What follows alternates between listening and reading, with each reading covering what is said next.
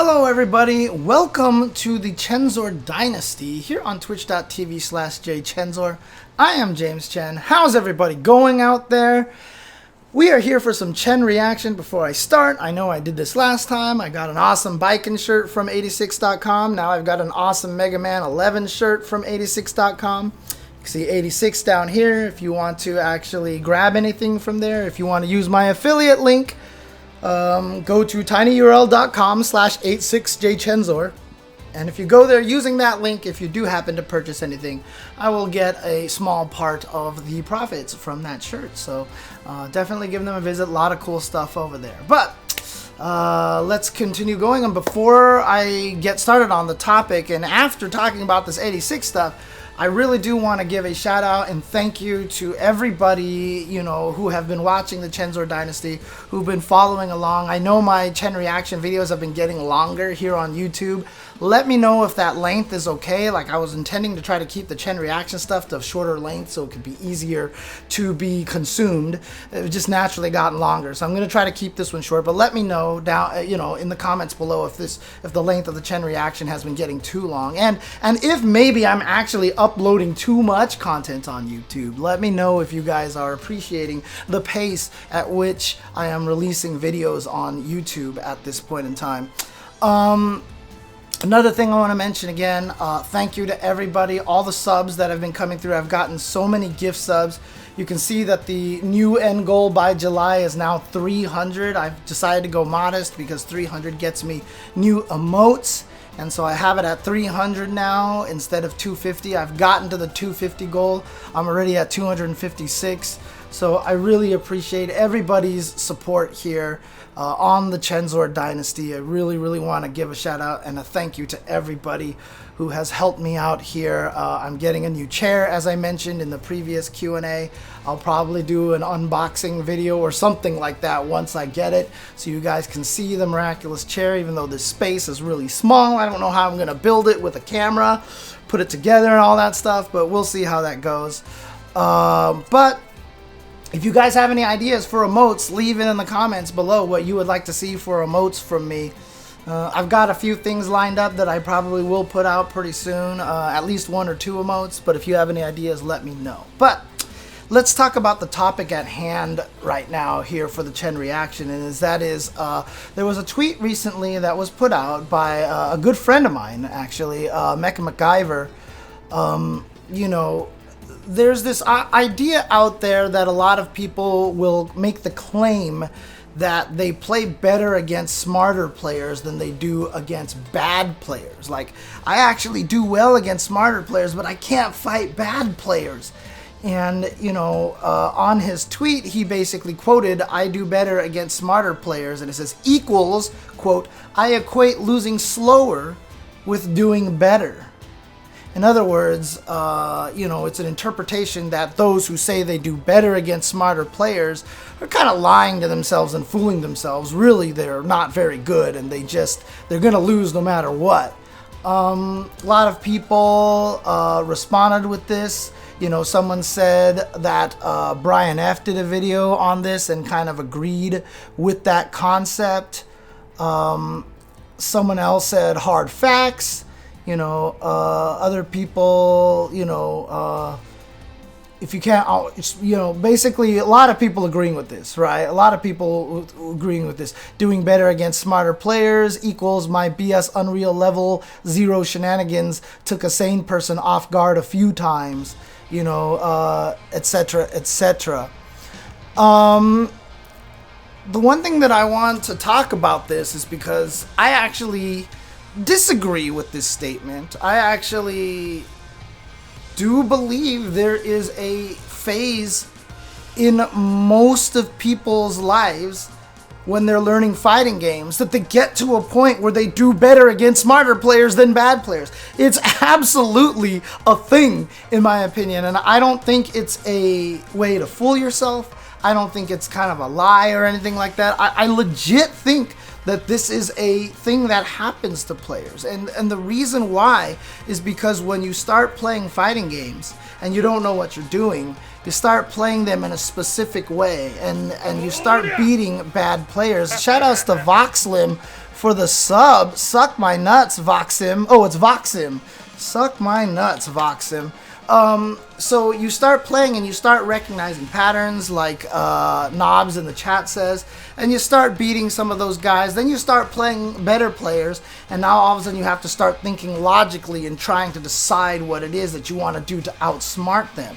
Well, you'll usually get to a point where you start getting better at being able to outsmart these guys and actually can make the right reads on these players. A lot of times then when you go back and fight the bad players again, or the low players, I guess I should say, is that they start doing things illogically. So all the things that you learn to beat those guys don't work on the better players. So you learn a different set of strategy to fight the better players, and then that set of strategy doesn't work against the lower players anymore. The real truth of the matter is, once you get to that point where you can fight stronger players, you'll lose, but you can fight them and you feel better against them than you do against the lower players. You need to remember how to beat the scrubs, is what Mike Ross and Gutex told one player at one point in time. There was a player during Street Fighter 4 era, he was just like, I keep losing to the scrubs and I can't beat, but I can fight like better players. And their response is, you forgot how to fight against scrubs. Literally, you need to have multiple game plans. You need to have one game plan for the crazy players and one game plan for the better players. And this is absolutely a real thing. The strategy that works against stronger players doesn't work against bad players.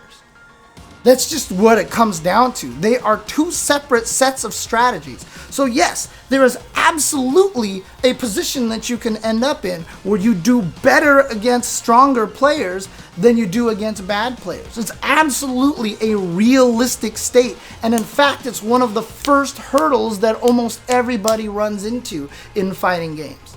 It's a very, very common hurdle, and so many people to go through that, and so many people run into that. So I understand that there's this kind of mentality out there that, oh, if you're losing, it doesn't matter, and you're not doing better against the, but the thing about it is, we also have to let people understand that this actually does exist, so that when they do hit this wall, it doesn't feel like we're making fun of them or we're poo-pooing them.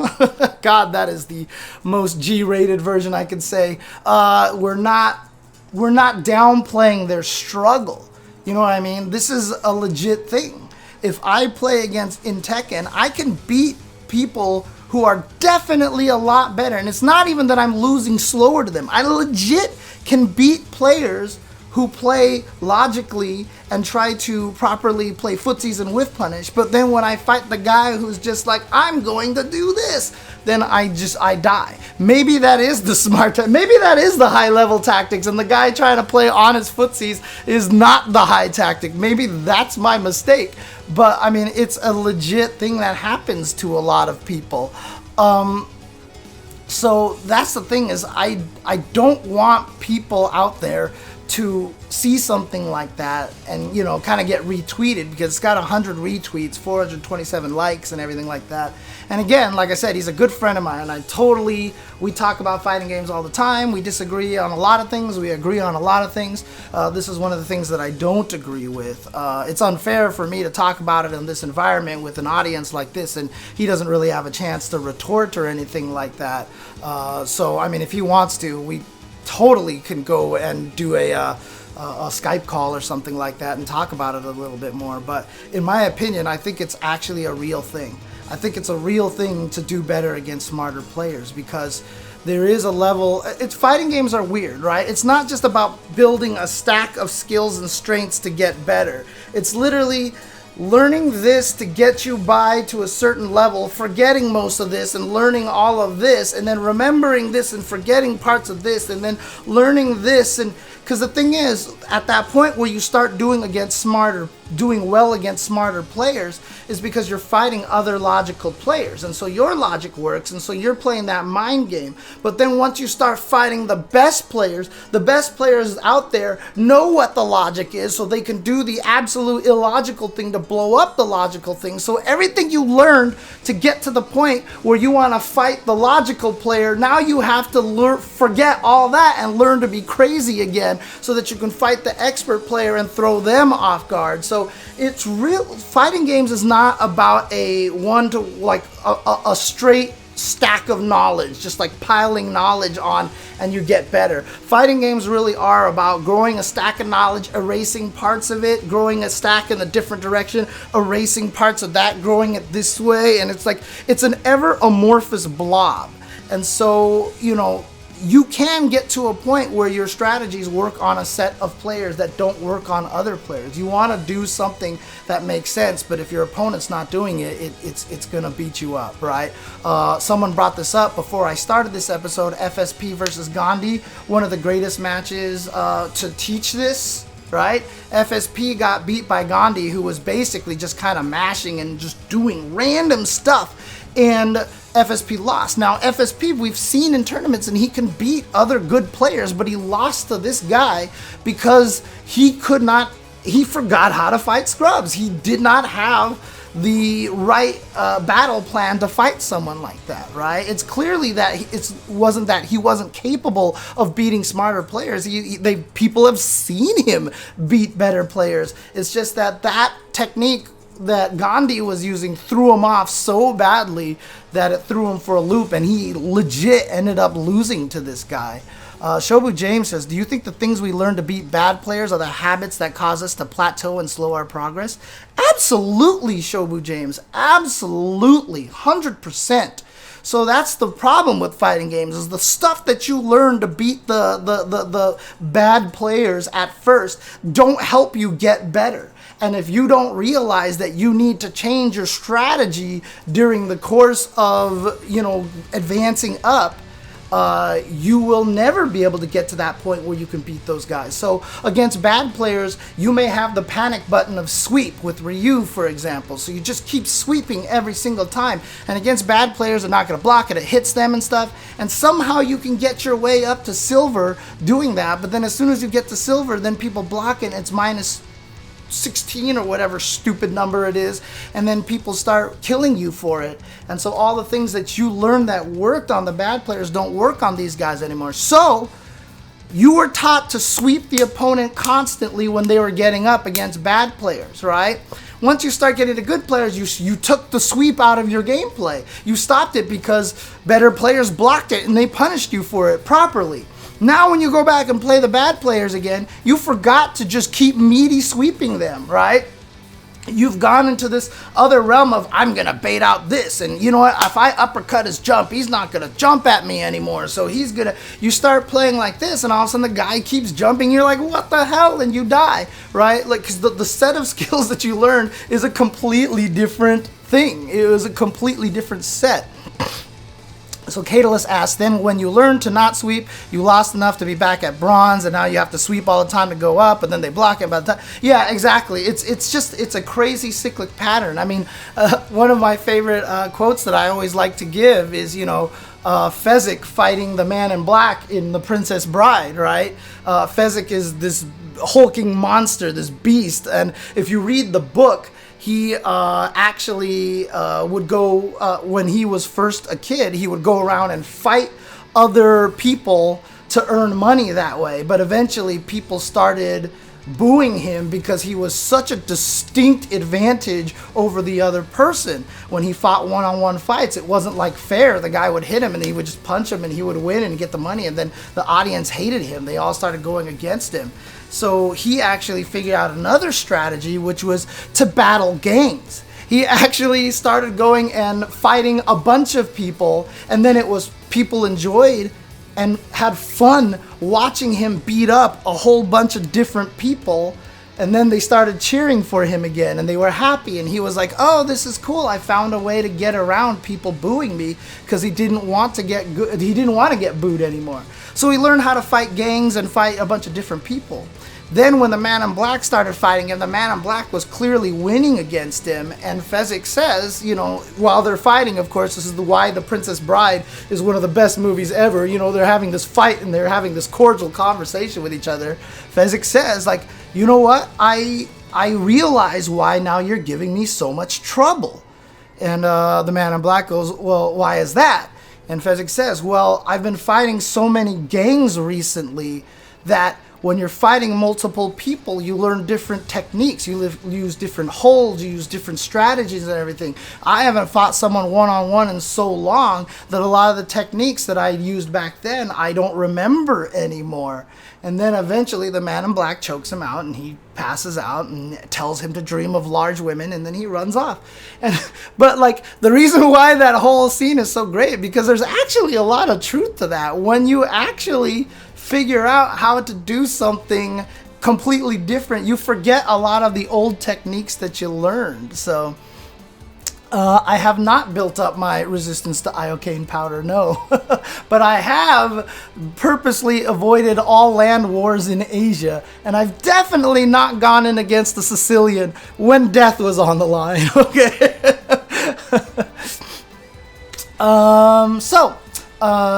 So a lot of you guys out there talking about being in bronze, and again, it's a hard road, and you know, I respect your guys' trials and tribulations of trying to get out of bronze. And like I said, if you guys want to keep jumping into those beginner lobbies that I do, I'm totally down to keep helping out with the bronze players and try to help you guys figure out some of the weaknesses that you guys have. I do believe everybody can do it. It's just you have to understand what you're looking for in a fighting game. I'm lucky. I've been playing fighting games for almost 25 years now. I've been playing fighting games for longer than a lot of you guys have been alive. And so I've had the ability to learn all these things little by little. Even in fact, even to this day, I'm still learning things, but I learned, you know, small things here and there. But, you know, I've had 25 years of time to build up this whole breadth of knowledge. You guys are being asked to learn a lot of that stuff in 1, 2, 3 years. And it's rough. It's tough, because I can tell you back when we were playing a long time ago, you know, at least in my circle of friends, none of us were doing any of these crazy high level tactics that we now all have names and terms for and everything like that. So it's pretty crazy. Let's see here. Empty Hooligan says, I already know my weakness. I panic and spaz out when I get put in blocks then and rush down. Yep, Empty Hooligan. Unfortunately, because the neutral's going to take so long to do, my episode on defense from first attack is not for a few weeks away, maybe 2 months away or something like that. But the one thing that I will always tell you that makes you better on defense is patience and not panicking. And, you know, people have asked me how to eliminate tournament nerves when you play, and I say you can't. However, when you're on defense, you absolutely can eliminate your panic. When you panic is when you die on defense, and that's why I call moves that people tend to go to when they're getting pressured the panic button. Everybody has a panic button. Everybody has a panic button. I guarantee you that as soon as you start getting pressured, that's the button you hit to try to save your ass. And it almost never works once you start getting to higher level players. And so you have to learn to stop using the panic button. You have to rely on your own defense. And if you get thrown, you get thrown. Take the throw. It's a meme, but honestly, take the throw and you start to, you know, it'll give you a chance to gather yourself, and then you just have to start recognizing those moments. Also, another thing though, as I told you, when fighting games finally click and you have that massive enjoyment the first time you play a match against someone and you seem to know everything that they're going to do before they do it, and you destroy them, like you mix between buttons and throws and shimmies and they all work, and the other guy just like somehow you just knew exactly what they're gonna do. You're going to be the victim to that. That's going to happen to you. Somebody is going to figure out and have that euphoric moment on you. And it doesn't feel like you can do anything. You're going to be like, every time I did this, he countered. Every time I did this, he countered. I complain about this as well. This happens to me when I play Ultra David. I get mad. I'm like, he always seems to know exactly what to do every time I try to mix up. It's a frustration. It's going to happen. And you can't take it as if everybody is going to do that to you. When that happens to you, the panic from losing to that player gets spread onto everybody else that you play against. So when they get you in the corner, you panic in a very, very similar fashion. And you're like, you know what? I can't choose any of these options because they know exactly what I'm going to do and none of them work. And so you have to have faith in yourself. So a lot of defense comes from patience, not panicking, and just having faith and trust in your own defense. Yeah, I mean, look, David is amazing. David he's gotten to this level. He's getting up there again, and it's really, really scary. Kayla says, thanks. I know that I am heart over mind over body, and even my heart is really low there. Yeah. Being a heart player is a tough thing because that's what happens. Whenever I play, I whine and I cry a lot when I'm playing on stream and everything like that. It's because I'm a heart player and I get frustrated very easily. I try not to be that way, but it's just how I handle things. It's how I react to things, and it's just the way it works. So when blind Frank Dukes remembered his training, then beats the screaming Jesus out of Chong Li. Yep, there you go. Bolo Young. I break you break my record. Now I break you like I break your friend. Oh, man. Punk's fighter name is Take My Throw. Didn't know what that meant until about a week ago. I take all throws all the time now. Yeah, it's a little bit different because it depends, right? Because early on in Street Fighter's life cycle, taking the throw actually didn't help at all. Taking the throw was actually a bad thing.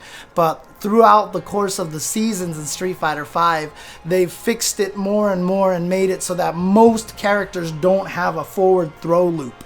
Right? If they throw you multiple times, it's usually because you did freeze. Whereas in past seasons, there were legit ways that they would throw you, and then they could get a meaty throw on you that would beat every single one of your fastest buttons. Like one of the biggest nerfs to Karen this season in Street Fighter V is after the forward throw, she gets knocked back a lot further than she did in last season. Because in last season, she could get essentially throw loops on you. But by nerfing that, now taking the throw actually makes sense because you put yourself in a situation where they can't actually meaty throw you. So it's a real kind of, if you think they're going to throw you, you can jab them first, etc., etc. So, oh, I just said etc., etc. So, yeah. Oh, hey, Mecha MacGyver here in the chat. He's probably heard Win that I was talking about his tweet. I don't agree with you. If you want to debate on that, we totally can, Alex. But I definitely believe that 100% that you can get to a state where you can fight better players and lose to worse players. I 100% think that's a real thing. Oh, cool. You've been here. Okay, cool. Yeah, I really believe that that's an honest thing that can happen to people. So, you know what I'm going to do right now then, Alex? Before we get into this, what we'll do here then is, if you guys want to see me talk to Alex about this, I'm going to save that for Ask jchensor segment. So what I'm going to do now is call this the end of the Chen reaction. But then, you want to see the discussion come up in Ask jchensor. So if you're on YouTube, definitely look for that. The videos will be posted. The Ask jchensor usually comes 15 minutes after the Chen reaction when it gets published. So if you don't see it right away, it'll be there very, very shortly. But I'm going to go ahead and call this episode because, like I said, I don't want the Chen reaction episodes to be too long. So I'm going to call this now, and then we'll go to the Ask jchensor section. If you're on Twitch, don't go anywhere. Stick around here. But if you guys want to support, if you guys want to, subscribe and everything, I'm at 250 subs. I must have missed a sub. Hang on a second. Where was the last sub that I just got? I totally missed what the last sub was because I was at 256 a while ago. Let's see here. Recent events. The most recent sub was... Oh, no, I got Voxim. Okay. So I don't have anyone new to tell to suck my nuts. Okay. But if you guys, again, appreciate the support and everything like that. And I will see you guys on Ask jchensor. Talk to you guys in just a little bit.